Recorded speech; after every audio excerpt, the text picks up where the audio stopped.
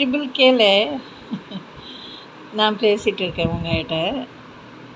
நான் ஒரு உண்மையை சொல்கிறேன். எனக்கு சாப்பாடு ரொம்ப பிடிக்கும். சோத்து பைத்தியம் நான்.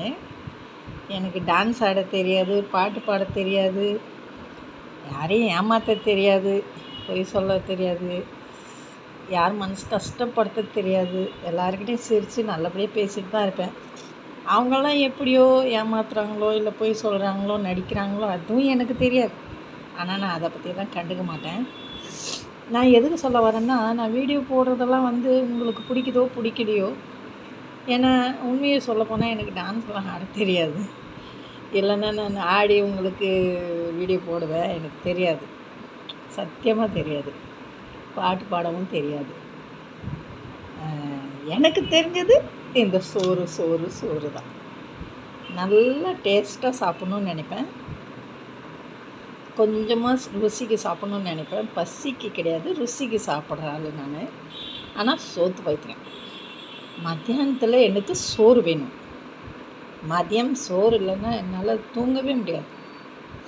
நைட்டுக்காவது நான் கொஞ்சோண்டு சோறு செஞ்சு சாப்பிட்டா தான் எனக்கு நிம்மதி. எனக்கு டெய்லி மதியம் சாப்பாடு வேணும். காலையில் டிஃபன், நைட்டு டிஃபன், அது எல்லாமே ரெகுலராக நடக்கிறது. ஆனால் சோறு முக்கியமாக வேணும். நான் உண்மையில் ரொம்ப ரொம்ப சோத்து பைத்தியம்.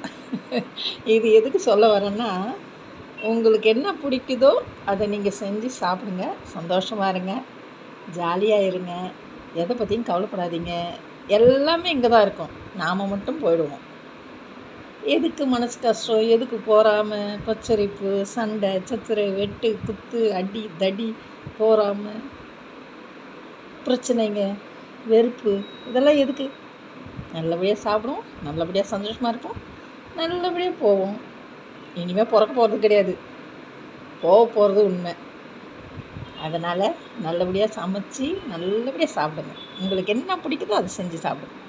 உடம்புக்கு ஹெல்த்தியாக சாப்பிடுங்க. தேங்க்யூ.